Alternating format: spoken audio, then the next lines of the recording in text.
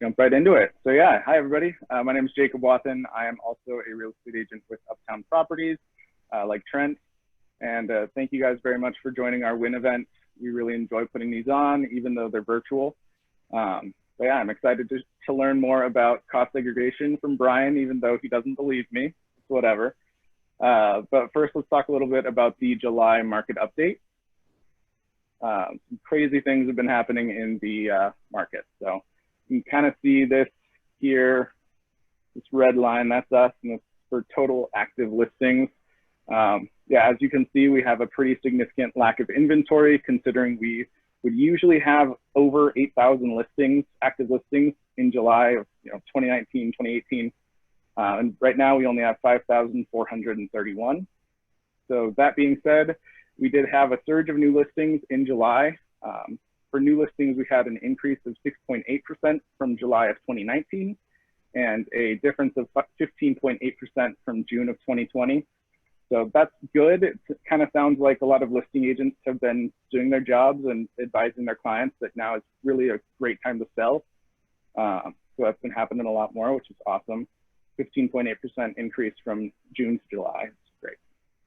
And then, yeah, although there was a significant increase in new listings from June to July, there were actually 45 less total active listings. So that's kind of explained by the significant amount of closings that occurred in July as well, and we'll get into that in a minute. Pending sales, there were 3,656 pending sales in July of 2020, which was an increase of 21.9% from 2019, same time in 2019. And it held pretty much steady from June of 2020 with just a 0.1% increase in pending sales. And we kind of do expect the buying frenzy to slow down a little bit as usual, kind of around October and November. Kind of see this trend just naturally goes down a little bit here.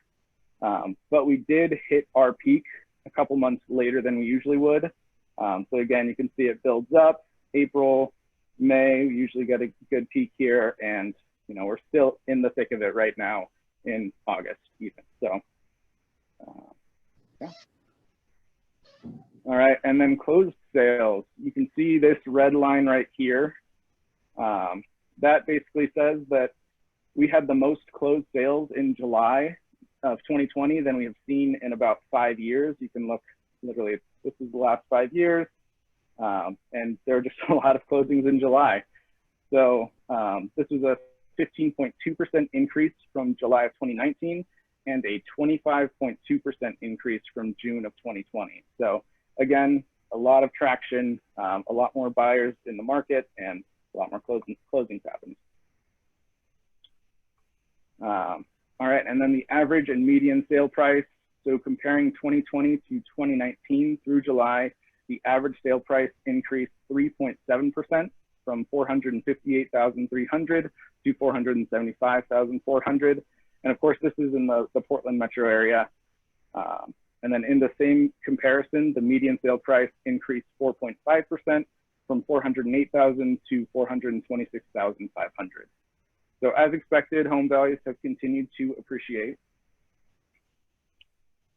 And average total market time remained consistent, 42 days on market for June and 42 days on market for July. So kind of right on track as usual. All right, and then inventory. So this is pretty interesting statistic in my opinion. It's really low inventory, as you can see. So we were kind of shocked in June with the low inventory at 1.5, and now we've even beaten that at 1.2 months. So even lower than in June. So this means that if there were no new listings, we would go through the remaining inventory within 1.2 months. And so 6 months of inventory is kind of considered a balanced market. And of course, we have not really seen the balanced market in the Portland metro area in a few years. And there's not really a major indication that that will change in the future. And of course, it does usually become a little bit more of a buyer's market in fall and winter, but it usually just goes right back in spring. And by more of a buyer's market, I just mean that it's less bidding wars are occurring and things like that. All right. And I guess one thing that I will say is I believe that that's primarily due to low interest rates and just low inventory in general. And all right, and then this is just an overview of everything that I kind of talked about already. While we're here, let's talk about the median sale price. So one thing that kind of surprised me was that the average sale price increased 4.7% from June to July of this year. So just in a 1 month difference, a 4.7% increase is very significant.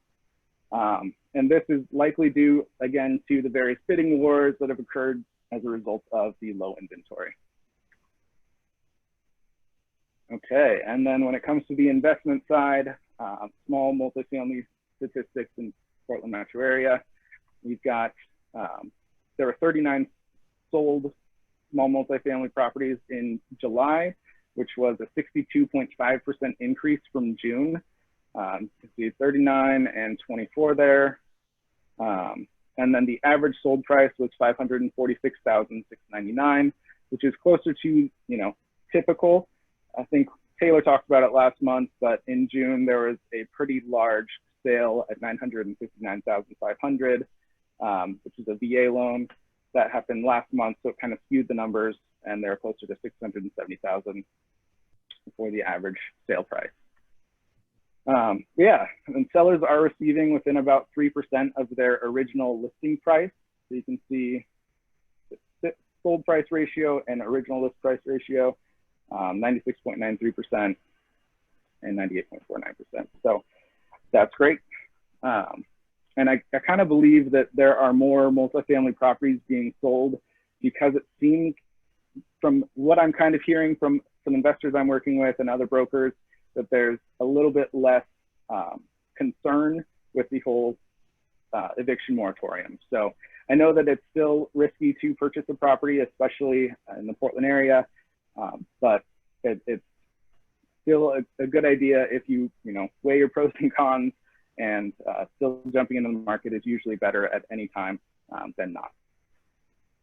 So yeah, I've also noticed quite a few sellers that are starting to put full portfolio sales together.